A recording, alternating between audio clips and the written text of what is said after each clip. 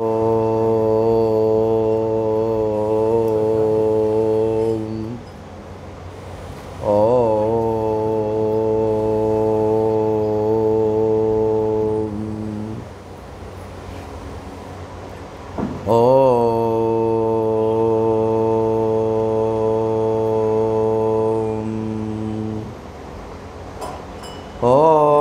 श्री सत्यानंद योगींद्र मरुणाचलवासिनः मौनीन्द्र रमण पादाब्ज भृंगं वंदे तमन्वहम् अरुणशैलगताश्रमवासिनं परमहंसमनञ्जनमच्युतं करुणया ददतं व्यवहारिदां सततमात्मनि संस्थितमक्षरे करुणापूर्णसुदब्धिः कबलितघनविश्वरूपकिरणावल्या अरुणाचलपरमात्मन् अरुणो भव चित्तकञ्जसुविकासाय त्वय्यरुणाचलः सर्वं भूत्वा स्थित्वा प्रलीनमेतच्चित्रं हृद्यहमित्यात्मतया नृत्यशिभोस्ते वदन्ति हृदयन्नाम कृष्णं कमलपत्राक्षं पुण्यश्रवणकीर्तनं वासुदेवं जगद्योनिं नौमि नारायणं हरिं कृष्णाय वासुदेवाय हरये परमात्मने प्रणतः क्लेशनाशाय गोविन्दाय नमो नमः नारायणं नमस्कृत्य नरं चैव नरोत्तमं देवीं सरस्वतीं व्यासं ततो जयमुदीरयेत् मूकं करोति वाचालं पंगुं लंघयते गिरिं यत्कृपातमहं वन्दे परमानन्दमाधवम्। సద్గురుదేవుల చరణారవిందాలకు ప్రణామాలు అర్పిస్తూ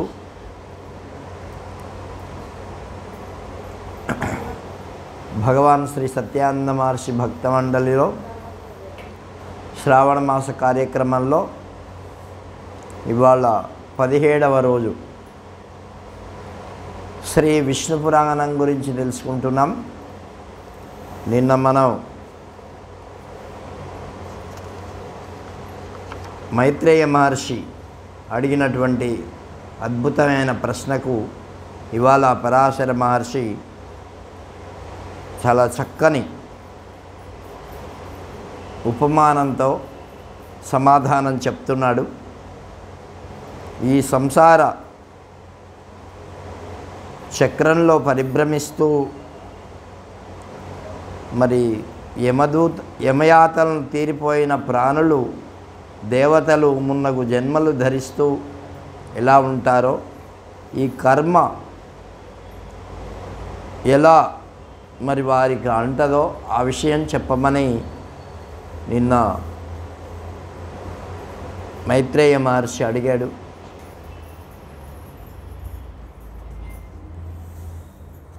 దానికి పరాశరుడు సమాధానం చెప్తూ, ఒకప్పుడు నకులుడు భీష్మ పితామహుణ్ణి ఇలాగే అడిగాడు. ఆయన భీష్మ పితామహుడు చెప్పినటువంటి విషయాన్నే నీకు కూడా చెప్తాను విను అని అన్నాడు. నకుల, మునుపు ఒకనాడు స్నేహితుడైనటువంటి కళంగదేశీయుడైన ఒక బ్రాహ్మణుడు నా దగ్గరకు వచ్చాడు. ఆయన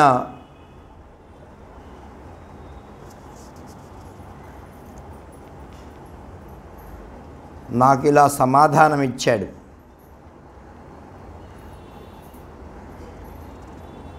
ఆయన ఇలా జరుగుతుందని చెప్పాడు, అలాగే జరిగింది. ఆయన చెప్పిన విధంగానే జరిగింది. రెండవసారి అడిగాను, మళ్ళీ అట్లాగే జరిగింది ఆయన చెప్పిన విధంగానే. మరి ఇది ఎలా జరిగిందయ్యా అంటే ఆయన పరమ రహస్యం నాకు చెప్పాడు. యమకింకర సంవాదం అనే ఒకటి ఉందట, దాన్ని చెప్పాడు. స్వపురుషమభివీక్ష్య పాశహస్తం వదతి యమః కిల తస్య కర్ణమూలే పరిహర మధుసూదన ప్రసన్నాన్ ప్రభురహమనన్యనృణాం న వైష్ణవానాం. చేతిలో పాశాన్ని పట్టుకొని ఆయువు తీరిన వారిని తీసుకొని పోవడానికి సిద్ధంగా పడుతున్నటువంటి ఆ కింకరుణ్ణి పరిశీలించి చూచి యమధర్మరాజు అతని చెవిలో ఇలా చెప్పాడు,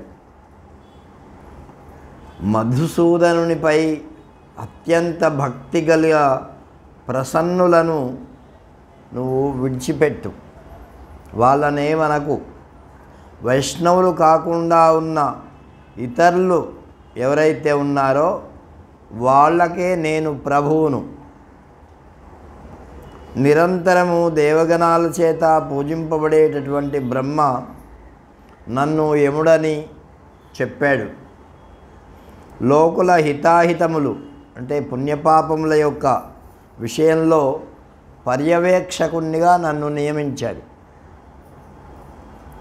నాకు దైవము గురువు కూడా ఆ శ్రీహరియే. నేను ఆయన చెప్పు చేతల్లో ఉండేవాడిని. నేను స్వతంత్రుడను కాను. నన్ను కూడా నిగ్రహించగలవాడు ఆ విష్ణుమూర్తియే. కటకమకుటకర్ణికాదివేదై కనకమభేదమపీష్యతే యథైకం సురపరశు మనుజాదికల్పనాభి హరిరఖిలాభి ఉదీర్యతే తథైవ. ఏ భేదం లేని బంగారము కంకణమని, కిరీటమని, కుండలమని ఇంకా ఎన్నో ఆభరణాలు చేయబడతాయి. ఆ భేదాలతో నానా విధాలైనటువంటి రూపాలు కనిపిస్తాయి. దాంట్లో ఉండేది మాత్రము బంగారము ఒకటే. ఒక్కడైన భగవంతుడైనటువంటి శ్రీహరి దేవతలుగా, జంతువులుగా, మనుష్యులుగా ఇలా అనేక రకాలుగా బహురూపునిగా కనిపిస్తారు. కాబట్టి దాంట్లో ఉండేటటువంటి వాడు ఎవడు అంటే ఆ పరమాత్మయే. గాలి తాకిడికి భూమి కణాలు ఉంటాయి, అంటే మట్టి కణాలు, ధూళి, గాలి అది లేస్తుంది. తగ్గిపోగానే మళ్ళీ నేలపై పడుతుంది, కలిసిపోతుంది. అట్లాగే గుణ సంక్షోభం వల్ల జన్మించినటువంటి దేవతలు, పశువులు, మనుష్యులు, జంతువులు మున్నగు జీవులు గుణసామ్య వేళ సనాతనుడైనటువంటి ఆ పరబ్రహ్మలో లీనమైపోతారు. ఆ శ్రీహరి దేవగణాల చేత పూజింపబడే పాదపద్మాలు కలిగినటువంటి వాడు. ఆ భగవంతుని పరమార్థ బుద్ధితో నమస్కరించే మానవుడికి సమస్త పాపబంధాలు తెగిపోతాయి. నేతితో హుతం చేయబడ్డ అగ్ని పరమ పవిత్రం కాబట్టి ఆ విష్ణు భక్తుని విడిచిపెట్టి వెళ్ళిపో అని ఆ యముడు ఆ కింకరునికి ఆనతిచ్చాడు. అంటే విష్ణుమూర్తి యొక్క భక్తుణ్ణి తీసిపోదామని రెడీగా ఉన్నాడు ఎవరు? యమకింకరుడు. అయితే యముడు ఏం చెప్పాడు? అయ్యా, ఆ విష్ణుమూర్తి యొక్క భక్తుణ్ణి మనం తాకకూడదు. ఆ విష్ణుమూర్తి అధీనంలో నేను కూడా ఉంటాను, కాబట్టి మనకు అధికారం లేదు అని ఆయన చెప్పాడు యముడు. ఇతి యమవచనం నిశమ్య పాశీ కథయ మమ విభో సమస్తధాతు. యమ పురుషస్తమువాచ ధర్మరాజం భవతి హరేః ఖలు యాదృశోస్య భక్తః. ఈ విధంగా యముడు చెప్పినటువంటి వాక్యాలను విన్నటువంటి ఆ పాశధారి అయిన యమకింకరుడు ధర్మరాజుతో అంటే యమధర్మరాజుతో ఇలా అన్నాడు, ప్రభు, సమస్త జగత్పోషకుడైనటువంటి శ్రీహరి భక్తుడు ఎటువంటి వాడో నాకు వివరించు. ఆయన చూస్తే కదా తెలుస్తుంది మనకు. ఆయన వివరాలు, ఆయన యొక్క గుణగణాలు చెప్పితే ఇంకా ఈ కాలం నుంచి ఆయన దగ్గరికి వెళ్ళను అన్నాడు. నచలతి నిజవర్ణధర్మో యః సమమతిరాత్మ సుహృద్విపక్షపక్షే నహరతి నచహంతి కించిదుచ్చైః సితమనసం తమవైః విష్ణుభక్తం. అప్పుడు యముడు ఆ కింకరునితో ఇలా అన్నాడు,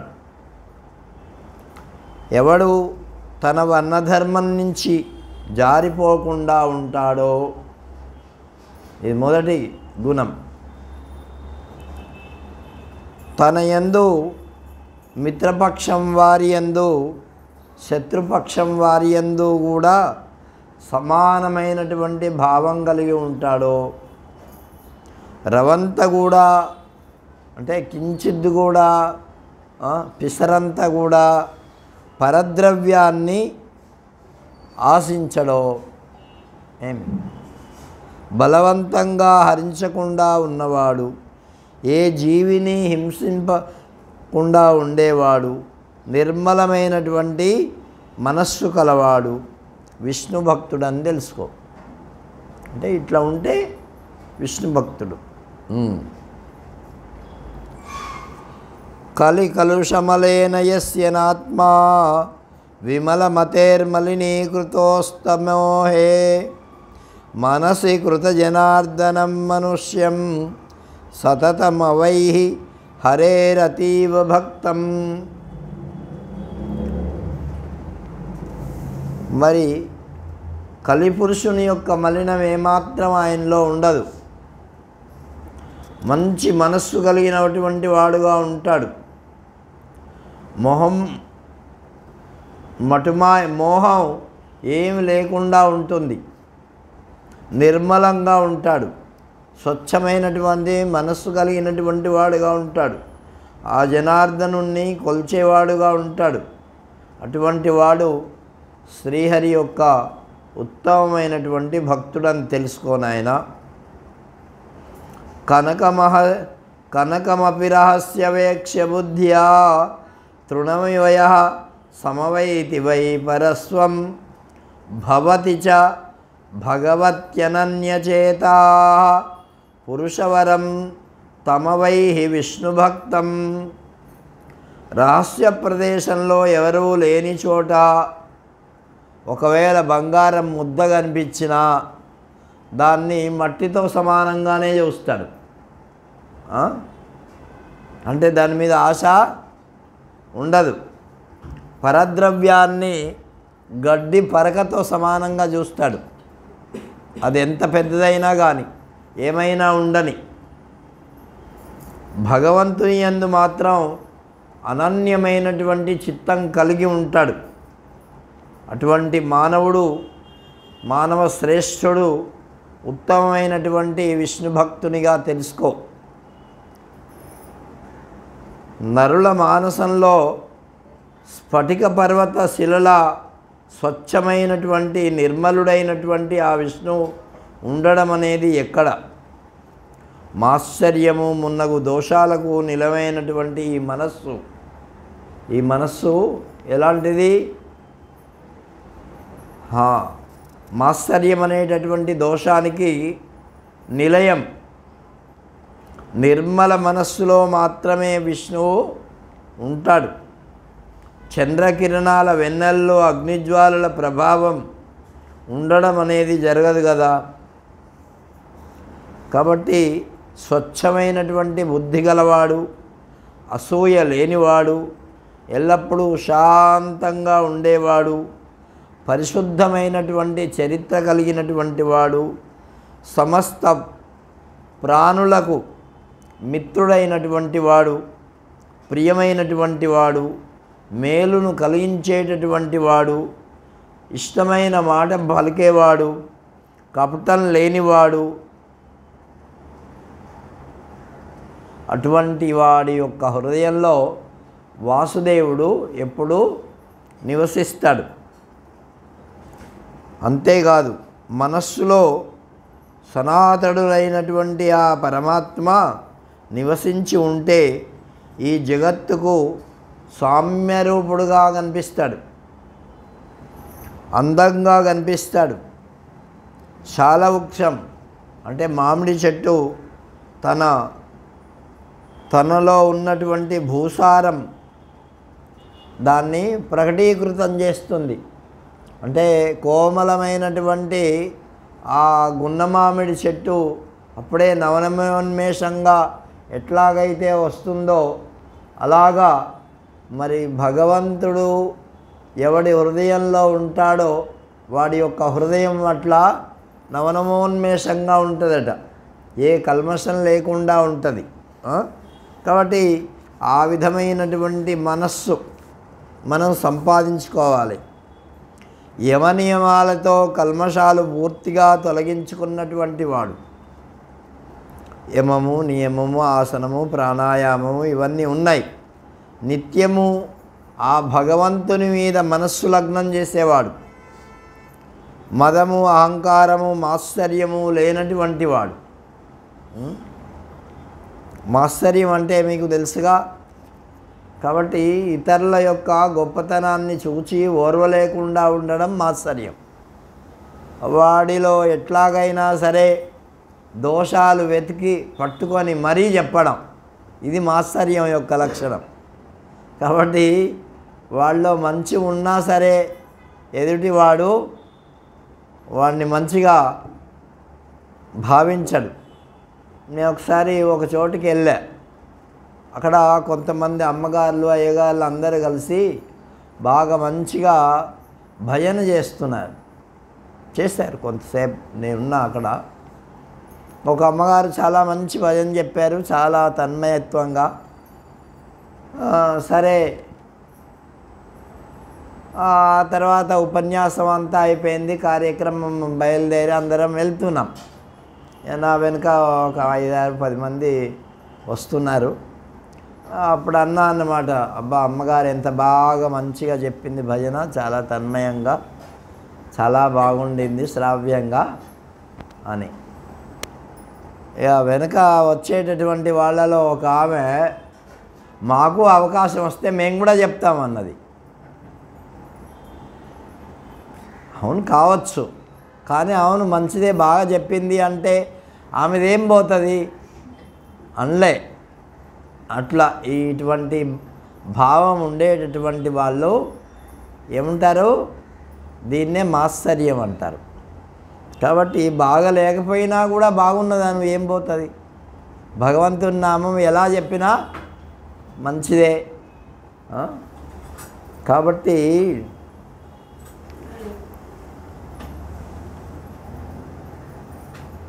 అటువంటి మాత్సర్యం లేనటువంటి వాళ్ళ మానవులకు మిక్కిలి దూరంగా వెళ్ళిపోనాయనా అని యమధర్మరాజు ఎవరికి చెప్తున్నాడు, తన భటుడైనటువంటి ఆ యమభటునికి చెప్తున్నాడు.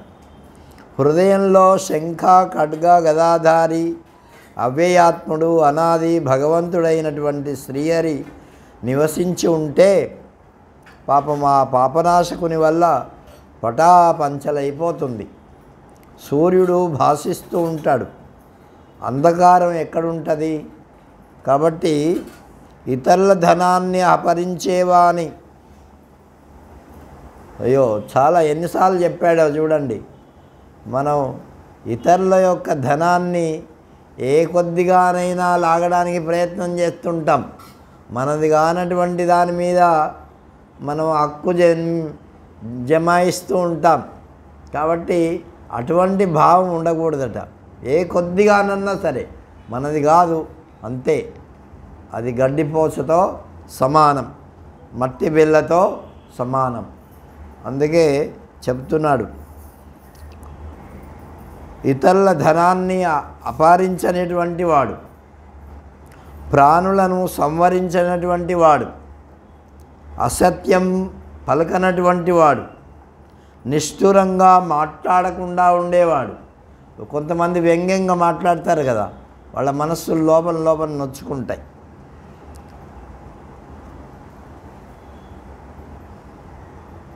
కాబట్టి అటువంటి వాళ్ళ హృదయంలో భగవంతుడు ఉంటాడు. ఇంకా తక్కినటువంటి వాళ్ళ యొక్క హృదయంలో, ఇవి చేసేటటువంటి వాడి హృదయంలో భగవంతుడు ఉండడయ్యా. అయితే ఉండడయ్యా అంటే ఏమిటి అర్థం? ప్రస్ఫుటంగా కనిపించాడు అంతే. ఉంటాడు, దాంట్లో కూడా జీవుడు ఉన్నాడా లేదా?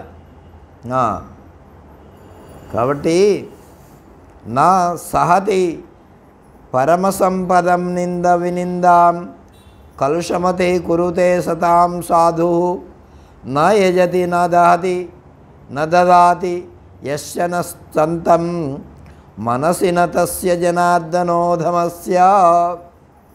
పాపాత్ముణ్ణి, పరుల సంపదను చూచి ఓర్వలేనటువంటి వాణ్ణి, ఎల్లప్పుడూ ఇతరులను నిందించేటటువంటి వాణ్ణి, దుష్టబుద్ధి అయినటువంటి వాణ్ణి, సాధువులకు అపకారం చేసేటటువంటి వాణ్ణి, దైవ పూజ చెయ్యనటువంటి వాణ్ణి, దానం చెయ్యనటువంటి వాణ్ణి అధమ పురుషుడు అని చెప్పబడతాడు. వాడు హృదయంలో ఎప్పుడూ కూడా జనార్దనుణ్ణి, పరమేశ్వరుణ్ణి ఆయన స్మరించడు. అటువంటి వాడి హృదయంలో భగవంతుడు ప్రస్ఫుటంగా కనిపించడయ్యా. సాధువు అంటే ఎవరిని చూస్తే నీ మనస్సు సంతోషపడుతుందో ఆయన సాధువు. సాధువు అంటే చాలా మంచి మాట చెప్పారు. పరమసుహృది బాంధవే కలత్రే సుతతనయా పితృమాతృభృత్యవర్గే షటమతిరుపయాతియోర్ధతృష్ణాం తమధమచేష్ట మవైహి నాస్య భక్తం. ఎవడైతే తనకు అత్యంత ప్రీతిపాత్రుడైనటువంటి మిత్రుని యందు, మిక్కిలి దగ్గరైనటువంటి చుట్టమునందు, భార్య యందు, కన్న కుమారుని యందు, కన్న కుమార్తె యందు, తండ్రి యందు, తల్లి యందు, తన పరివారమునందు కూడా దుర్బుద్ధితో ధనాశ కలిగి ఉంటాడో వాడి యొక్క కృత్యాలు ఏమిటి? విష్ణు భక్తుడైనటువంటి యమదూతలు వచ్చి వాడిని తీసుకెళ్తారట. ఏమిటి? విష్ణు భక్తులు వాడి దగ్గర ఉండరు. ఎల్లప్పుడూ బుద్ధి అమంగళ కృత్యాలపై ఉన్నటువంటి వాడు, చెడ్డ పనులపై ఆసక్తి కలిగినటువంటి వాడు, నిత్యము అయోగ్యులైనటువంటి వాళ్ళతో తిరిగేటటువంటి వాడు, నీచమైన స్వభావం కలిగినటువంటి వాడు, స్నేహం వల్ల మదం కలిగినటువంటి వాడు, ప్రతిదినం పాపచర్యలపైనే కన్ను వేసేటటువంటి వాడు, వాటిని చేయడానికి ప్రయత్నం అమితంగా చేసేటటువంటి వాడు, మరి పరుషమైనటువంటి వాక్యాలు పలికేటటువంటి వాడు వాసుదేవ భక్తుడు కానేరడు. ఇటువంటి వాడు భగవంతుని యొక్క భక్తుడు కాడు. సకలమిదమహం చ వాసుదేవ పరమపుమాన్ పరమేశ్వర స ఏకః ఇతి మతిరచలా భవత్యనంతే హృదయగతే వ్రజతాన్ విహాయ దూరాత్. సమస్తమైనటువంటి ఈ ప్రపంచమంతా కూడా నేను కూడా వాసుదేవునికి ప్రకారములే. పరమపురుషుడైన పరమేశ్వరుడు ఒక్కడే అనే బుద్ధి హృదయమునందు ఉన్నటువంటి అనంతుని పట్ల వారిని దూరంగా, అంటే ఇట్లా ఎవరికైతే లేదో భగవంతునికి దూరంగా ఉండేటటువంటి వాళ్ళు, వాళ్ళని దూరంగానే వదిలిపెట్టాలి. వాళ్ళ సాంగత్యము పనికిరాదు. కాబట్టి కమలనయన వాసుదేవ విష్ణో ధరణిధరాచ్యుత శంఖచక్రపాణే భవ శరణమితీరయంతి ఏ వై త్యజ భట దూరతరేణ తాన పాపాన్. ఓ కమలాల వంటి కన్నులు కలిగినటువంటి వాడా, వాసుదేవ, విష్ణు, భూమిని ధరించువాడా, అచ్యుత, శంఖము చక్రము చేతులతో ధరించినటువంటి వాడా అని పలుకుతూ శరణు శరణు అని ఎవరైతే అంటారో అటువంటి పాపరైతులైనటువంటి పుణ్యాత్ములైనటువంటి వారిని నువ్వు వాళ్ళ దగ్గరికి వెళ్ళకు, విడిచిపెట్టు వాళ్ళని. ఎవరు చెప్తున్నారు ఇది? యమధర్మరాజు తన యొక్క భటునికి చెప్తున్నాడు. ఇలా చెప్తున్నాడు అని చెప్పాడు అని భీష్మ పితామహుడు నకులునికి చెప్తున్నాడు. నకులునికి భీష్మ పితామహుడు ఇలా చెప్పాడు అని మరి మైత్రేయ మహర్షికి పరాశర మహర్షి చెప్తున్నాడు. ఏమి కాబట్టి వసతి మనసి యస్య సౌవ్యయాత్మా పురుషవరస్య న తస్య దృష్టిపాతే తవ గతిరధవా మమాప్తి చక్రం ప్రతిహత వీర్య బలస్య సోన్యలోకః. ఎవని హృదయంలో అయితే అవ్యయాత్ముడైనటువంటి భగవంతుడు నివసించి ఉంటాడో అటువంటి ఉత్తమ పురుషుని యొక్క కనుచూపు మేర ఎంతవరకు అయితే ఆయన కంటికి కనిపిస్తూ ఉంటుందో అంతవరకు నీవు వెళ్ళడానికి అర్హత లేదు నీకు. ఎవరు చెప్తున్నారు? యమధర్మరాజు తన భటునికి చెప్తున్నాడు. నాకు కూడా లేదయ్యా, ఆ చక్రం ధాటికి మన వీరత్వము మన బలము ఆగవు. ఆ విష్ణు భక్తుడు మన లోకం కాకుండా వేరే లోకాలకు వెళ్తారు.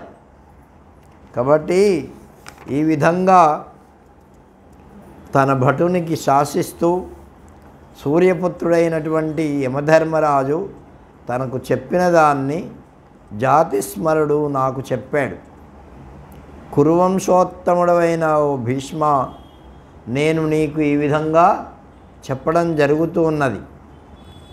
ఈ కళంగ దేశం నుంచి వచ్చిన మేధావి అయినటువంటి ద్విజుడు పూర్వము ప్రీతితో నాకు చెప్పిన దాన్ని నీకు యథాప్రకారంగా చెప్పాను, వినిపించాను.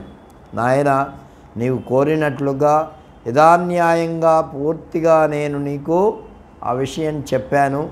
ఈ సంసార సముద్రంలో సాగరంలో విష్ణువు తప్ప మరొకడు రక్షకుడు లేడు. ఎల్లప్పుడూ కేశవునిపై మనస్సు లగ్నం చేసుకున్నటువంటి వానికి యమకింకరుల యొక్క బాధ ఉండదు. యమపాశాలు వాడి దగ్గరికి రావు, యమదండనాలు వాడి దగ్గరికి రావు, యమయాతనలు ఆయన్ను స్పృశించవు. స్వయంగా యముడైనా ఏమీ చెయ్యలేడు అని భీష్ముడు నకులునికి చెప్పాడు.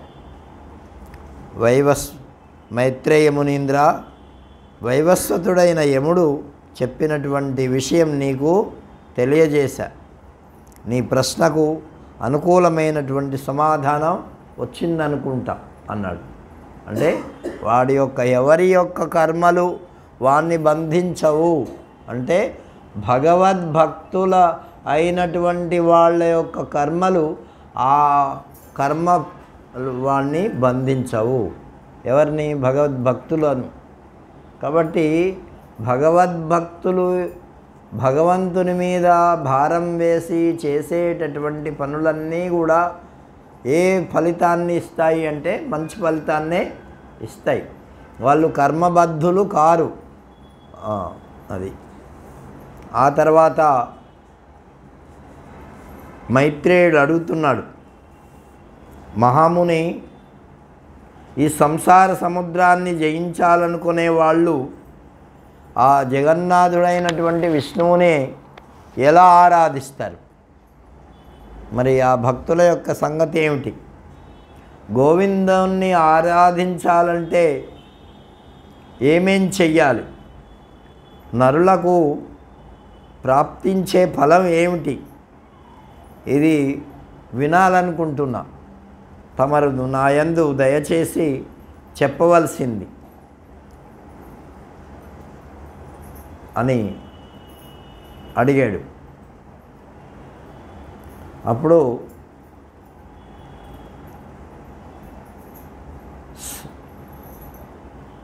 మహాత్ముడైనటువంటి సగరుడు ఒకప్పుడు నన్ను ఈ విధంగానే ప్రశ్నించాడయ్యా, నువ్వు కూడా అడుగుతున్నావు. ఔర్యుడు ఆయనకు ఇలా సమాధానం చెప్పాడు, ఆ విషయం నీకు చెప్తా విను అని మైత్రేయ మహర్షి చెప్తున్నాడు. మునిశ్రేష్ఠ, భృగువంశీయుడైనటువంటి ఔరువునకు వినయంతో వంగి నమస్కరించి విష్ణువును ఆరాధించేటటువంటి ఉపాయాన్ని చెప్పమని ప్రశ్న అడిగాడు. విష్ణువును ఆరాధించేటటువంటి పురుషులకు అంటే జీవులకు కలిగేటటువంటి ఫలం కూడా ఆయన అడిగాడు. ఔర్యుడు ఓపిగ్గా అవన్నింటికి బదులిచ్చాడు. మైత్రేయ చెప్తాను విను. విష్ణువును ఆరాధించినటువంటి వాడికి ఈ భూలోకంలో తక్కువ ఏమీ ఉండదు. సుఖాలు, స్వర్గలోకంలో లభించే భోగాలు, స్వర్గలోకవాసులు కోరు రమ్యమైనటువంటి బ్రహ్మపదం, ఉత్తమమైనటువంటి మోక్షం కూడా లభిస్తుంది. ఎట్లాగా అంటే అచ్యుతుణ్ణి ఆరాధించే వారికి ఏది కావాలో ఏదేది కావాలని అనుకుంటారో ఆయా ఫలాలు గొప్పవైనా తక్కువైనా అన్నీ లభిస్తాయి. మహావిష్ణువుని పూజించడం ఎలా నీవు అడిగింది కదా, అదంతా నీకు పూర్తిగా చెప్తా విను. ఇగో, వర్ణాశ్రమాచారాలు, ఆశ్రమ ధర్మాలు పాటించేటటువంటి పురుషుని ద్వారా పరమపురుషుడైనటువంటి ఆ విష్ణువు ఆరాధింపబడతాడు. ఆయన్ను సంతోషపరచాలంటే వర్ణాశ్రమ ధర్మాలను మనం పాటించాలి. ఎవరు ఏ పనులు చేస్తారో ఆయా పనులను శ్రద్ధగా చెయ్యాలి. చేయకుండా ఉంటే దేవుడి యొక్క పూజ జరగదు. ఏమి ఇప్పుడు రోడ్డు తుడిచే వాళ్ళు ఉన్నారనుకో, రోడ్డు వాళ్ళు సక్రమంగా తుడిస్తే వాళ్ళు దేవుణ్ణి పూజించినట్టే. ఎందుకంటే అది చేయకపోతే అదంతా ఇట్లా వాళ్ళు ఎవరెవరైతే ఉన్నారో వాళ్ళ పనులను వాళ్ళు సక్రమంగా చేయాలి. చేయకపోతే ఏమవుతుంది? అది కుంటుపడుతుంది. కుంటుపడితే దేవుని పూజ చేసినట్టు కాదు. అది చెప్తున్నాడు ఇక్కడ. ఇంట్లో మనం తగినటువంటి ఏ పని అయితే చేస్తామో ఆ పని చేయకపోతే దాన్ని చేయాల్సిందే. అదే పూజ. ప్రత్యేకంగా దేవుని పటం పెట్టి మరి పుష్పం పెట్టి ఆయనకు పూజ చేసి ఈ పనులన్నీ చేయకపోతే పూజ చేసినట్టు ఫలితం ఏం? ఒక భగవాన్ వారు ఒక చోట ఒక కథ చెప్పారు. వాడు ఒక గురువుగారికి 2 శిష్యులంట. ఇక గురువుగారు చెప్పినట్టు వినాలిరా అన్నారట. సరే వింటున్నారు. అయితే ఇంకా అన్ని పనులేమో చేస్తున్నారు. ఒకరోజు కాళ్ళు పట్టండి నాయన అన్నట్టు ఆయన. ఏమి కాళ్ళు పట్టండి అంటే కాళ్ళు ఇట్లా ఒత్తడం ఏదో ఉంటుంది కదా, అట్లా ఒత్తుతున్నారు. వాళ్ళిద్దరు పంచుకున్నారట గురువుగారిని. నీ కాలు నీది, నా కాలు నాది అని. అంటే గురువుగారి కాళ్ళే. ఒకసారి గురువుగారు అనుకోకుండా ఈ కాలు మీద కాలు వేసుకుంటారు కదా, ఒరే నా కాలు మీద ఈ కాలు పట్టిందని వాడు ఇట్లా తోసేసాడంట. అది ఎవరికి దెబ్బ తగిలింది? గురువుగారికి దెబ్బ తగిలిందా లేకపోతే శిష్యుడి గారికి దెబ్బ తగిలిందా? అట్లా అంటే నాది అన్నంత మాత్రం చేత అట్లా చేయకూడదు. ఏమి వాడికి ఇంగిత జ్ఞానం ఉండాల. ఏమి కాబట్టి వాడు చేయాల్సినటువంటి ఎవరైతే ఇంట్లో కానీ ఎక్కడైనా సరే వాళ్లకు నిర్ణయించినటువంటి పనిని సక్రమంగా చేయాలి. డ్యూటీ సక్రమంగా చేయకపోతే వాళ్ళ యజమాని మీకు ఉంచుకుంటాడా? ఒరే ఇవాళ టైంకు రాలేదు, నువ్వు పని సక్రమంగా చేయలేదు, పో ఇంటికి అంటాడు. వాడు జీతం ఇస్తాడా? ఇయ్యడు. అట్లాగే భగవంతుడు కూడా భగవంతుడు చెప్పినటువంటి పనులు సక్రమంగా చేయకపోతే మరి అంతే. ఆ పరమాత్మ సర్వాత్ముడు కాబట్టి యజ్ఞాలు చేసేవాడు ఆయననే యజిస్తున్నాడు. ఏమి జపం చేసేవాడు ఆయన్నే జపిస్తున్నాడు. అన్య ప్రాణులను పూజించేవాడు ఆయన్నే పూజిస్తున్నాడు. హింసించేవాడు కూడా ఆయన్ని హింసిస్తున్నట్టే లెక్క.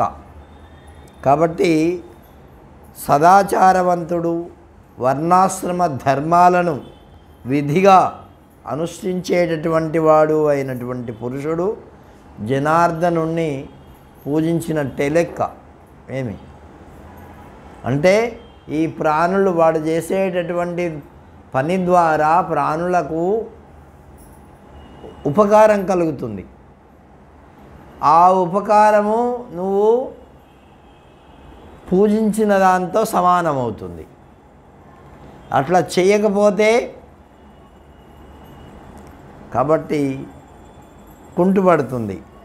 అందువల్ల వాళ్లకు వాళ్ళ ధర్మాలను ఏవైతే ఉన్నాయో వాటిని సక్రమంగా అనుష్ఠించాలి. బ్రాహ్మణుడు, క్షత్రియుడు, వైశ్యుడు, శూద్రుడు తన ధర్మంపై ఆసక్తి గలవాడై విష్ణువును ఆరాధించాలి. అందుకే భగవద్గీతలో కూడా స్వే స్వే కర్మణ్యభిరత సంసిద్ధిం లభతే నరః అని చెప్పాడు. ఎవరెవరికి ఏ పనులు నిర్ణయించబడ్డాయో ఆయా పనులు చేస్తే భగవంతుణ్ణి ఆరాధించినట్లే. వాళ్ళు అది చేసినందువలన వాళ్ళకు సిద్ధి కలుగుతుంది. స్వకర్మణా తమభ్యర్చ్య సిద్ధిం విందతి మానవః. ఎవరెవరు ఏ పనులు చెయ్యాలో ఆ పనులు చేస్తూ నన్ను ఆరాధించినట్లయితే, ఆ చేయడమే ఆరాధన, ఆ చేసినట్లయితే నా యొక్క ఆరాధన జరిగినట్లే, నన్ను అర్చించినట్లే.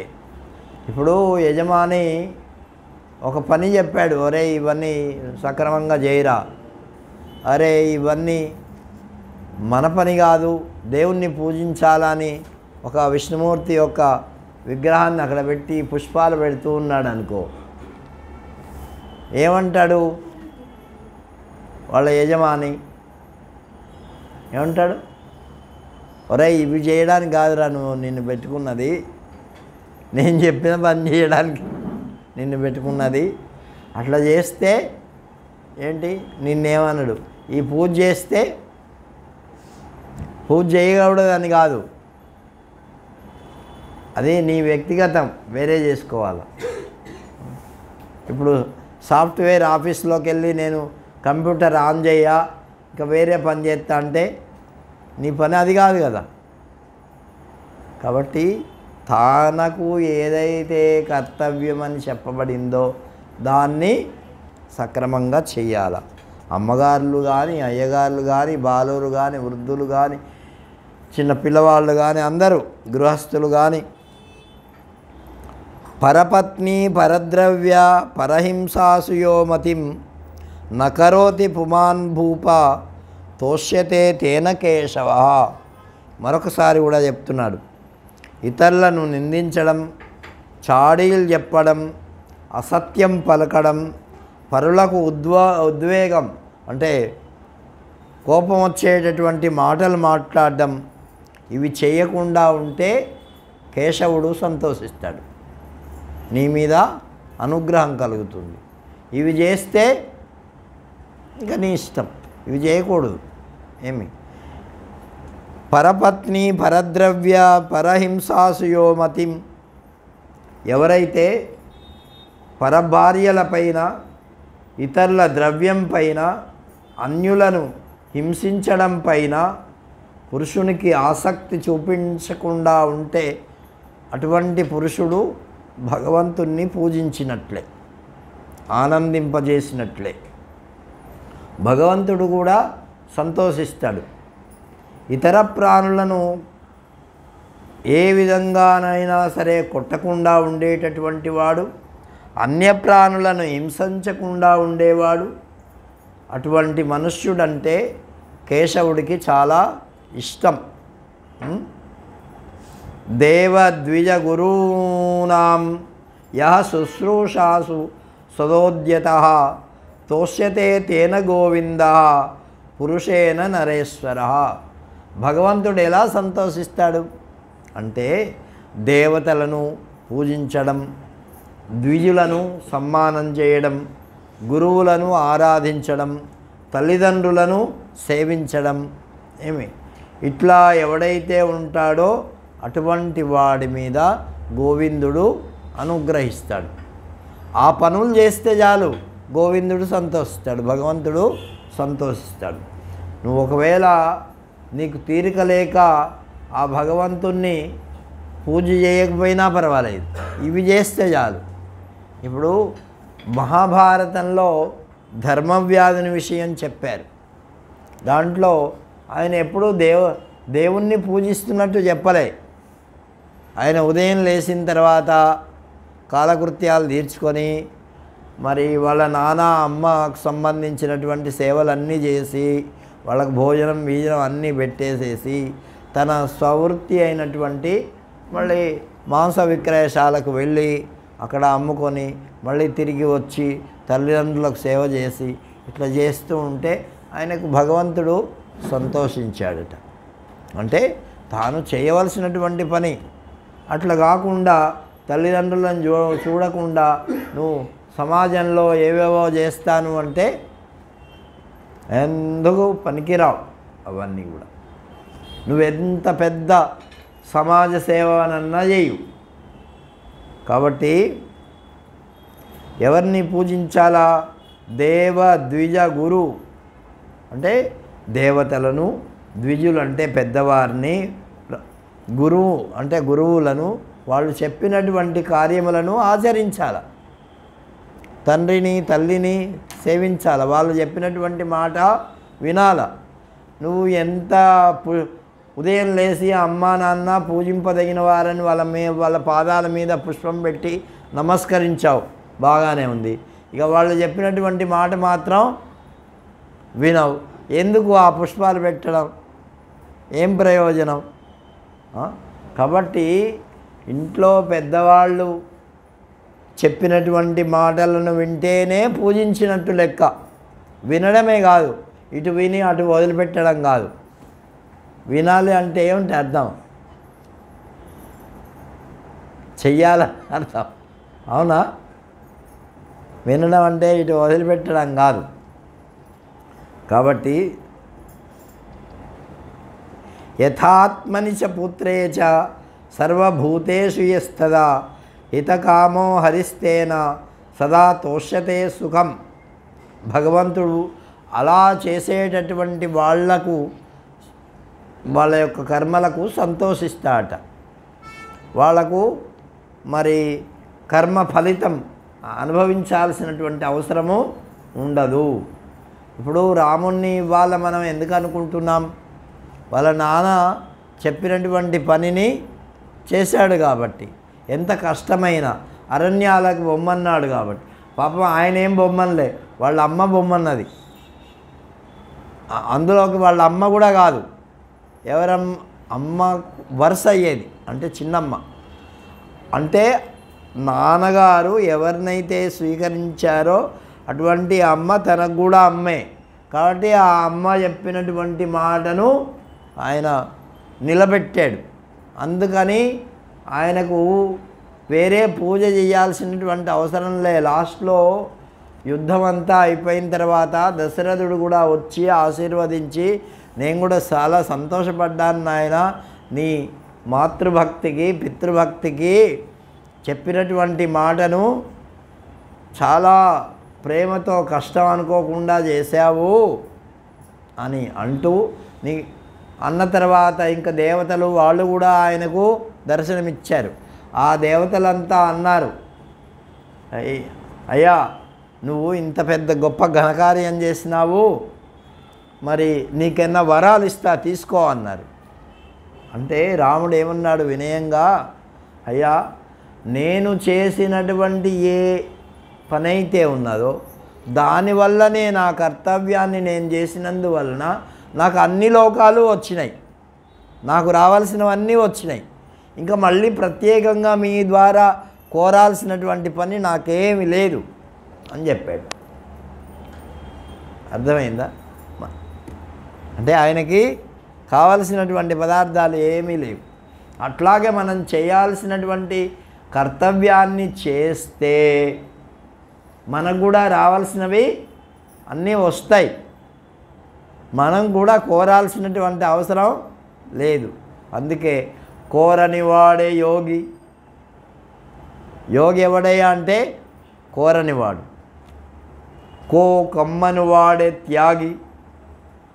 అడిగితే ఇచ్చేవాడు కాదు త్యాగి, అడగకుండానే వాళ్ళకు అవసరమైనటువంటి ఏర్పాట్లను చూసేటటువంటి వాడు త్యాగి. ఎవరికి? దేవతలకు, గురువులకు, పెద్దలకు, తల్లిదండ్రులకు. అటువంటి వాడు త్యాగి. కాబట్టి తనకు ఏ విధంగా మేలును కోరుకుంటాడో, తన బంధువులకు ఏ విధంగా మేలును కోరుకుంటాడో, తన పుత్రునికి ఏ విధంగా మేలు కోరుకుంటాడో, అట్లాగే తన చుట్టుపక్కల ఉండేటటువంటి వాళ్లకు ఎవరైతే మేలు కోరుకుంటారో వాళ్ళను చూసి ఆ పరమాత్మ సంతోషపడతాడట. ఏమి? రాగము, లోభము మున్నగు దోషాల వల్ల మన మనస్సును కలుషితం కాకుండా కాపాడుకోవాలి. ఏంటి ఇది? ఎవరు చేయాలి అంటే ఎవరో వచ్చి చేయరు, ఎవరికి వాళ్ళే చేసుకోవాలి. అట్లా చేసుకున్నటువంటి వాళ్ళని చూస్తే భగవంతుడికి సంతోషమట. ఏమిటి? కాబట్టి అటువంటి నిర్మలమైనటువంటి చిత్తం కలిగినటువంటి వాడు ఆ పరమాత్మను ఏ చీకు చింత లేకుండా ధ్యానించగలుగుతాడు. అటువంటి నిర్మలమైనటువంటి చిత్తం కలిగినటువంటి ఆ వ్యక్తిలో భగవంతుని యొక్క రూపము ప్రస్ఫుటమవుతుంది, కనిపిస్తుంది. అది అట్లా రాజవర్య వర్ణాశ్రమ ధర్మాలను చిరచిత్తంతో ఆచరించేటటువంటి నరుడు విష్ణువును ఆరాధించగలడు. అంటే తాను ఏ ఏ పనులు చేస్తున్నాడో తన కర్తవ్యమైనటువంటి పనులను ఆ పనుల చేతనే భగవంతుణ్ణి ఆరాధించినట్టు లెక్క. కాబట్టి సమస్త వర్ణధర్మాలను గురించి, ఆశ్రమ ధర్మాలను గురించి నేను కొన్ని చెప్తాను, విను. ఎవరెవరు ఎట్లా ఉండాలో. బ్రాహ్మణ క్షత్రియ విషాం శూద్రానాంచ యథాక్రమం త్వమేకాగ్రమనా భూత్వా శృణు ధర్మాన్ మయోదితాన్. దానం దద్యాద్ యజేద్దేవాన్ యజ్ఞైః స్వాధ్యాయ తత్పరః నిత్యోదకీ భవేద్విప్రః కుర్యాత్ చాగ్ని పరిగ్రహం. అంటే బ్రాహ్మణుడైనటువంటి వాడు ఏ ఏ కర్మలు చేయాలా అంటే అందరి మన 4 వర్ణాల వాళ్ళలో అందరికంటే ఎక్కువ కష్టపడేటటువంటి వాడు బ్రాహ్మడే. ఇంకా తక్కినటువంటి వాళ్ళు ఏవో కొన్ని చేస్తారు, కానీ అంత బ్రాహ్మడు తపస్సు చేస్తాడు నిజంగా. వాడి జీవితమే తపోమయంగా ఉంటుంది. అందుకే చెప్తున్నాడు, విప్పుడు అంటే ఆ బ్రాహ్మణుడు దానం చెయ్యాలి, యజ్ఞాల ద్వారా దేవతలను పూజించాలి, వేదాధ్యయనం చేయాలి. వేదాధ్యయనం చేయాలంటే సామాన్యమా? మనం ఇంత ముక్క ఒక చిన్న మాట గుర్తుపెట్టుకోవాలంటేనే గుర్తుపెట్టుకోలేం. వాడు ఇంత వేదాలను కంఠస్థం చేసి సస్వరంగా భగవంతుణ్ణి ధ్యానిస్తాడు. వాళ్ళు ఉండబట్టే ఇప్పటికీ వేదాలు ఉన్నాయి. వాళ్ళు కానీ లేకపోతే వేదాలు లేవు, ఏమీ లేవు. అటువంటి బ్రాహ్మలు ఇప్పటికీ కంఠస్థం. ఒక గోదావరి జిల్లాలో ఒక ఆయన సప్తాహోరాత్రములు వేదపారాయణం చేశాడు. ఆహారము అన్నం ఏం లేకుండా 7 రోజులు రాత్రింబవళ్ళు. అది కూడా అంత శక్తి కలిగి ఉంటారన్నమాట. ఎల్లప్పుడూ తర్పణం చేయాలి, అగ్ని కార్యాలు చేయాలి, నిత్యము యజ్ఞం చేయాలి. అంతేకాదు ఇతరుల చేత కూడా యజ్ఞాలు చేయించాలి. అన్యులకు చదువు చెప్పాలి, న్యాయమైనటువంటి మార్గంలో శుద్ధమైనటువంటి ద్రవ్యాన్ని సంపాదించాలి, దానంగా స్వీకరించాలి, దానం ఇవ్వాలి, దానం తీసుకోవాలి, అధ్యయనం చేయాలి. అధ్యాపనం అంటే నేర్పాలి ఇతరులకి. ఇంకా మరో విధంగా వ్యాపారం చేసి ఇంకేదో చేసి వ్యవసాయం చేసి అట్లా జీవించకూడదు.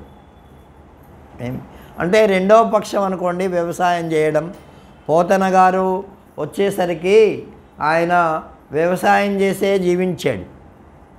వాళ్ళ బావగారు ఉండేవారు శ్రీహర్షుడని, ఆయన శ్రీనాథుడు. ఆయన రాజ ఆస్థానాల్లో ఉండి కవితలు చెప్పి ఆ రాజుకి అంకితమిచ్చి ఆ పద్యాలు అవన్నీ ఆయనకు సంతోషపెట్టి ఆయన ద్వారా ఇచ్చేటటువంటి కానుకలతో బతికేవాడు ఆయన. అప్పుడు ఆ కాలంలో ఆయన ఎక్కువ శ్రీమంతుడు అన్నమాట. అయితే ఆ సమయంలోనే ఆ శ్రీనాథుడి యొక్క చెల్లెల్నే పోతన గారు చేసుకున్నారు, పెళ్లి చేసుకున్నారు. ఏంటి చేసుకుంటే ఈయన అటువంటి రాజా ఆస్థానాలకు వెళ్ళడం కానీ అట్లా కవితలు రాయడం కానీ అవన్నీ ఏమి చెయ్యలేదు. ఒకరోజు వాళ్ళ అమ్మ అడిగింది, నాయన నేను 1,00,000 ఒత్తుల వ్రతం చేయాలనుకుంటున్నా అని చెప్పింది. ఏదన్నా ధనం ఎట్లా ఉంటే తీసుకొస్తే అవన్నీ చేసుకుంటా అని. సరే అన్నాడు. ఈయన కవిత్వం అంతకుముందే వచ్చు. ఇట్లా ఒకరోజు అనుకోకుండా రాజాస్థానానికి వెళ్ళాడు. అక్కడ పెద్ద సభ జరుగుతున్నది. ఒక వినోద కార్యక్రమం ఏమిటంటే ఒక అమ్మగారు బాగా అలంకరించుకొని నృత్యం చేస్తున్నది. వాళ్ళందరూ వీక్షిస్తున్నారు అదంతా వినోదంగా. దాన్ని చూసి ఈయనకు పద్యాలు రాయాలనిపించింది. ఎవరికి? పోతన గారికి. పద్యాలు రాయాలనిపిస్తే రాశాడు. రాసి అంత కార్యక్రమం అయిపోయిన తర్వాత ఆ పద్యాలు తీసిపోయి రాజుగారికి ఇచ్చాడు. చదివిన తర్వాత బాగా ఎంతో సుందరంగా ఉన్నాయి పద్యాలు, ఆమె మీద రాసినావు అని చెప్పేసేసి రాజుగారు సంతోషించి ఆయనకు కొంత ధనం ఇచ్చాడు. ఆ ధనం తీసుకొని వచ్చి అమ్మకు 1,00,000 ఒత్తుల నోము నోచుకోవాలన్నది కదా అని చెప్పి అది ఇచ్చాడు. ఆమె అక్కడ చిత్రం ఏమిటంటే అక్కడుండే తెలుసుకున్నది. ఎట్లా తెలుసుకున్నదో ఆమె, ఒరే నేను దేవుడికి 1,00,000 ఒత్తుల నోము నోచుకోవాలని అనుకున్నా, నువ్వు పవిత్రమైన ధనం తెస్తావనుకున్నా, ఇటువంటిది ఒక ఆమె నృత్యం చేస్తుంటే ఆమె నువ్వు పొగిడి అటువంటి ధనం తీసుకొచ్చి నా మొహాన పడేసావు, ఛీ ఎటువంటి పని చేసావురా అని వెంటనే ఆమె నేను నా 1,00,000 ఒత్తుల వ్రతం వద్దు ఏమొద్దని ప్రాణం వదిలిపెట్టేసిందట. అప్పటి నుంచి ఆయన మారిపోయాడు. ఇటువంటి కవితలు చేయకూడదు అని చెప్పేసి అప్పుడు అనుకొని పొగిడితే భగవంతుణ్ణి పొగడాల, భగవంతునికి సంబంధించినటువంటి కవితలు చెప్పాల. ఈ లోకంలో డబ్బు కోసం రాజులను మొదలైనటువంటి వాళ్ళని మనం పొగడకూడదు అని చెప్పేసేసి అప్పుడు నిశ్చయించుకొని ఆయన కొంతకాలానికి తపస్సు చేసి మరి ఎట్లా బతకాలా అంటే వాళ్ళకు కొద్దిగా స్థలం ఉందంట, పొలం దున్ని కలము హలములందు ఘనుడురా పోతన విశ్వదాభిరామ వినురవేమ అని ఆ వేమన గారు రాశారు ఆయన గురించి. కాబట్టి కలం అంటే కవిత్వం చెప్పడంలో, తర్వాత హలము అంటే ఏంటి నాగలి దున్నడంలో, రెండిట్లో కూడా ఆయన గొప్పవాడైపోయినాడు. అంటే అట్లా తాను పండించుకొని తిన్నటువంటి ఆహారం ఆయన భోంచేశాడు, ఇతరుల మీద ఎవరి మీద ఆధారపడలే. కాబట్టి అట్లా పవిత్రమైనటువంటి ధనంతో జీవించేటటువంటి వాళ్ళ యొక్క కర్మలన్నీ కూడా ఎలా ఉంటాయి చూడు. ఆయన భాగవతం రాశాడు, ఎంత అద్భుతమైనటువంటి భాగవతం. దాంట్లో ఒక్కొక్క పద్యము అద్భుతంగా ఉంటుంది, తేనెలోలికే పద్యాలు. కాబట్టి అందుకే ఆయన అన్నాడు, చేతులారంగ శివుని పూజింపడేని, నోరు నువ్వంగ హరికీర్తి నుడువడేని, దయయు సత్యంబులోనుగా దలపడేని, కలుగలేటికి తల్లుల కడుపు చేటు.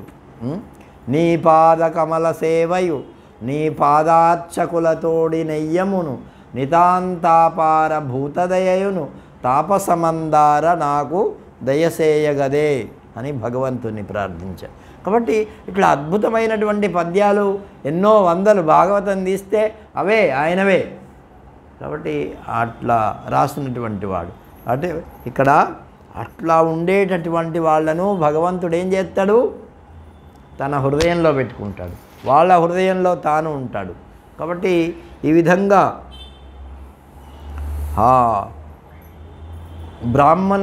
బ్రాహ్మణుడైనటువంటి వాడు గురువు కోసం వాడు పని చెయ్యాల. ఏమిటి వేరే వాళ్ళు ఎవరి కోసమో జీవించరాదు. ఇంకా అంతేకాదు చెప్తున్నాడు, వంశపారంపర్యంగా వచ్చేటటువంటి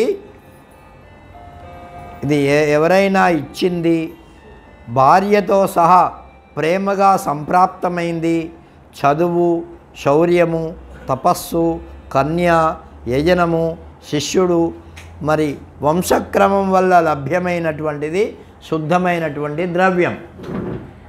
ఇంకా వాడు సొంతంగా ధర్మయుక్తంగా సంపాదించుకున్నటువంటి ద్రవ్యానికి ప్రథమ స్థానం ఇచ్చారు, ఇతరుల వల్ల వచ్చినటువంటి ద్రవ్యానికి రెండవ స్థానమే. తన భార్య వల్ల వచ్చినటువంటిది కూడా పూర్వము ఎలా ఉండేదంటే, తన భార్య ఏమన్నా తెచ్చుకుంటే అవన్నీ ఆమె తెచ్చుకున్నవన్నీ ఆమె అండర్లో ఉండేవి. ఆమె ఇష్టం, ఎవరికన్నా ఇచ్చుకోవచ్చు, ఏమైనా చేసుకోవచ్చు, ఎవరికన్నా దానం చేసుకోవచ్చు, ఎట్లయినా ఖర్చు పెట్టుకోవచ్చు, ఆమె ఇష్టం. ఒకవేళ ఇంటికి ఖర్చు పెట్టుకుంటానంటే అట్లాగే ఆమె ఇష్టం, ఇక ఏమన్నా ఖర్చు పురుషుడు తాకేవాడు కాదు. ఇప్పుడేమిటి, ఆ ధనంతోనే వీళ్ళు తింటున్నారు. కాబట్టి అట్లా అది కన్యా వల్ల వచ్చినటువంటి ధనము అది అధమం. కాబట్టి ద్విజుడైనటువంటి వాడు సర్వప్రాణులకు హితం చేకూర్చాలి. అందుకే పురోహితుడు అంటే ఏంటి, పురమునకు మేలును చేసేటటువంటి వాడు అని అర్థం. ఏంటి కాబట్టి ఏ ఒక్కరికి క్రీడు చేయరాదు, సమస్త ప్రాణుల యందు మిత్రభావం ఉండాలి. ఇది ఉత్తమమైనటువంటి ధనం. ఎవరికి, బ్రాహ్మణుడికి. ద్విజుడు ఇంకా చెప్తున్నాడు, రాయి పట్ల, పరుల యొక్క రత్నాల పట్ల, మట్టి పట్ల ఇతరుల సంపద పట్ల సమానమైనటువంటి బుద్ధి కలిగి ఉండాలి.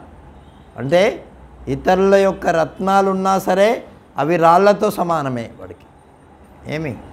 కాబట్టి సమస్త భూతాల పట్ల ఈ విధంగా బుద్ధి కలిగి ఉంటే వాడు ధర్మాన్ని ఆచరించేటటువంటి వాడు. అంతేకాదు భోగాలు అనుభవించడం కూడా దానికి ఒక పద్ధతి ఉన్నది. ఆ పద్ధతిలో అనుభవించేటటువంటి వాడు ప్రశస్తమైనటువంటి వాడు.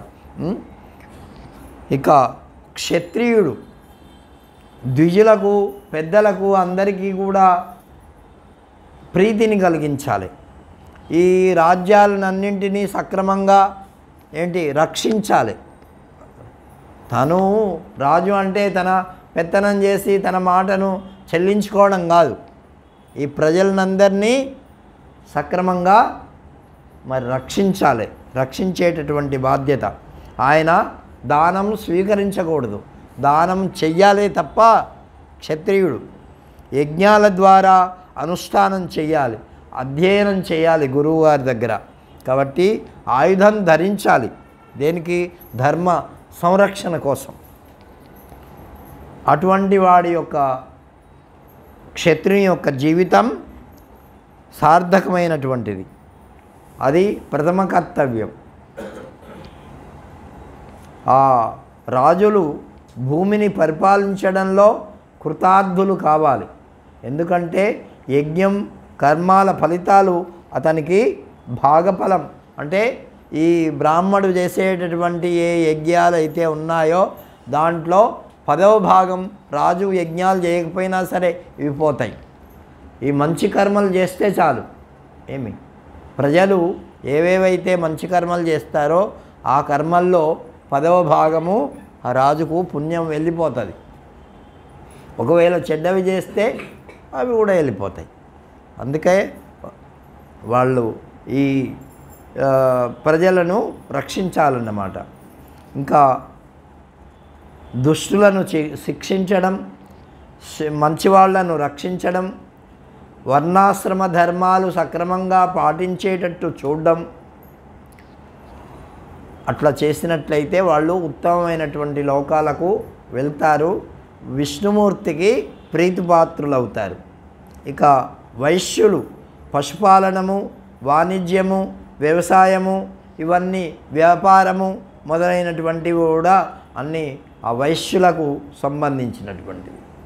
వాళ్ళు దాంట్లో చేస్తూ దాంట్లో సంపాదించినటువంటి ధనాన్ని 10% ఆ రాజుకు కట్టాల. ఏమి అట్లా వాళ్ళు బతకాల. వాళ్ళు కొన్ని ధార్మిక కార్యాలు చేస్తూ ఉంటారు.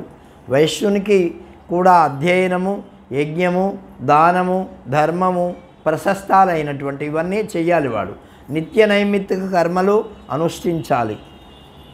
అట్లాగే ద్విజాతులను ఆశ్రయించి వాళ్ళకు పనులు చేయాలి. వారి నిమిత్తము పనిచేసినటువంటి పోషణం కావించుకోవాలి. అమ్మడం వల్ల వచ్చినటువంటి ధనం కానీ, హస్తనైపుణ్యం వల్ల వచ్చినటువంటి విత్తం కానీ జీవనానికి వాడుకోవాలి. ఇక వినయం కలిగి ఉండడం, పవిత్రత కలిగి ఉండడం, యజమానియందు కపటం లేకుండా ఉండడం, సేవాభావం కలిగి ఉండడం, మరి ఈ విధంగా దొంగతనం చెయ్యకుండా ఉండడం, సత్పురుషులతో సహవాసం, మరి ఈ 3 జాతుల వాళ్ళను సంరక్షించడం చేయవలసినటువంటి కర్మలు శూద్రునికి ఉన్నాయి. అయితే వీడు ప్రత్యేకంగా భగవంతునికి నమస్కారం చేస్తే చాలు. మన బ్రాహ్మడు యజ్ఞయాగాది కర్మలు తపస్సు చేసి ఎంత పుణ్యంలో సంపాదిస్తాడో అంత పుణ్యం వీడికి ఎక్కువ, ఇంకా అంతకంటే ఎక్కువ పుణ్యం వస్తుంది సేవ చేసేటటువంటి వాడికి. అర్థమైందా? కాబట్టి అందుకే పూర్వం వాళ్ళు మనకు అలా చెప్పినారు. వీళ్ళు కూడా కొంత దానం చెయ్యాలి, వైశ్వదేవ యజనం చెయ్యాలి, పితృశాద్రము చెయ్యాలి. ఇంకా వర్ణాల వాళ్ళందరూ కూడా ధర్మయుక్తంగా పెళ్ళాడినటువంటి భార్య యందే వాడు సుఖాన్ని పొందాల. ఇష్టం వచ్చినట్టు అంటే అందరి దీనికి అందరూ కాబట్టి సమస్త ప్రాణులందరూ అంటే మనుష్యులు ఆచరించవలసినటువంటి ధర్మాలు కూడా ఇక్కడ చెప్తున్నాడు. ఏమిటి? సమస్త ప్రాణుల యందు దయ చూపించడం, కరుణ.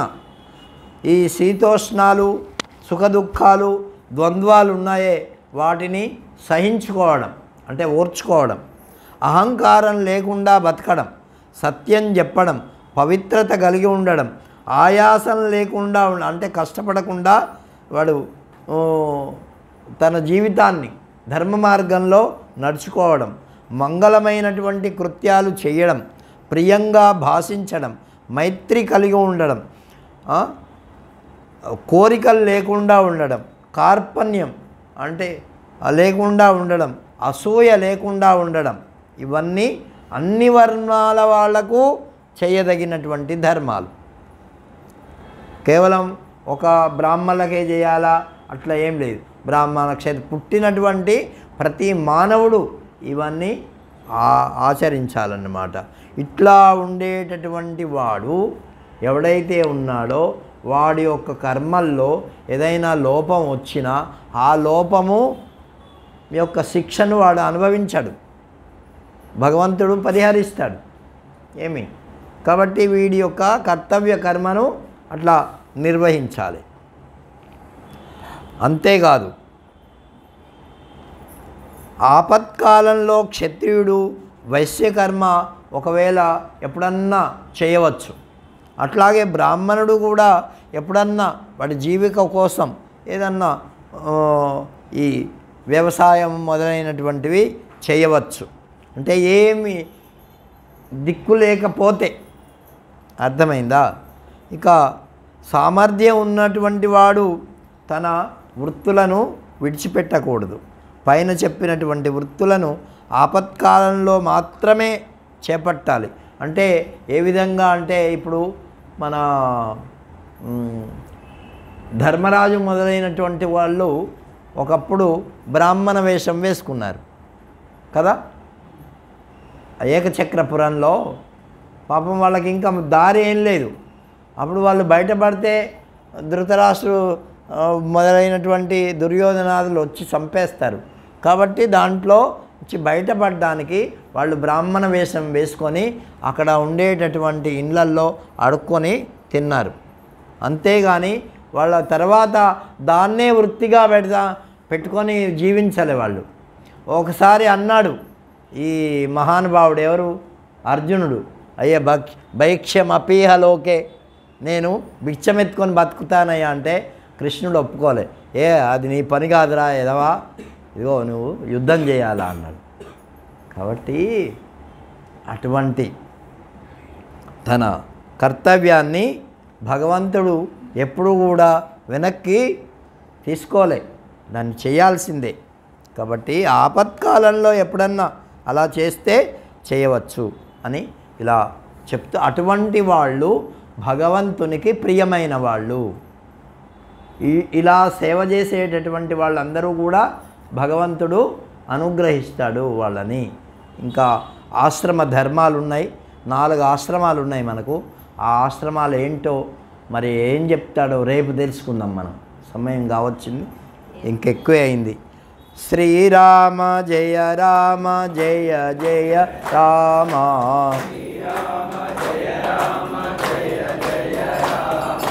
శ్రీరామ జయ రామ జయ జయ రామ,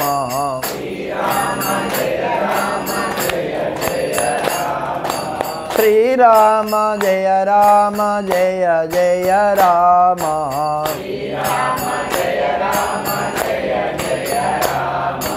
శ్రీరామ జయ రామ జయ జయ రామ,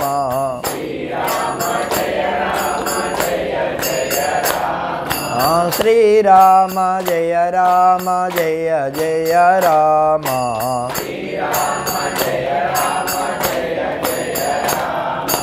శ్రీరామ జయ రామ జయ జయ రామ, శ్రీరామ జయ రామ జయ జయ శ్రీరామ జయ రామ జయ జయ రామ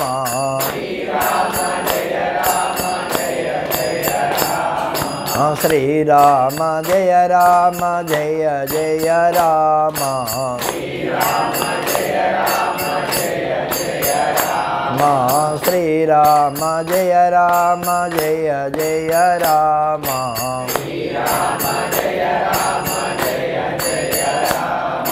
శ్రీరామ జయ రామ జయ జయ రామ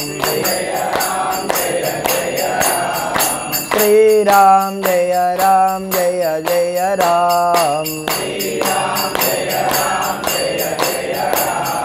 శ్రీరామ జయ రామ జయ జయ రామ శ్రీరామ జయ రామ జయ జయ రామ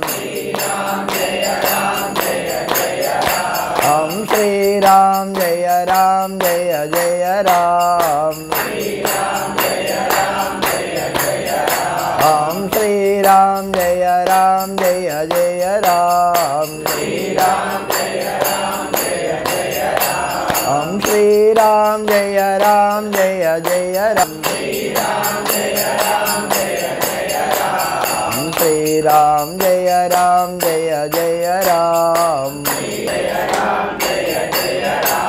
राजा रामचंद्र भगवान की, सीता माई की, पवन सुत हनुमान की, गोपाल कृष्ण भगवान की, सद्गुरु सत्य भगवान की।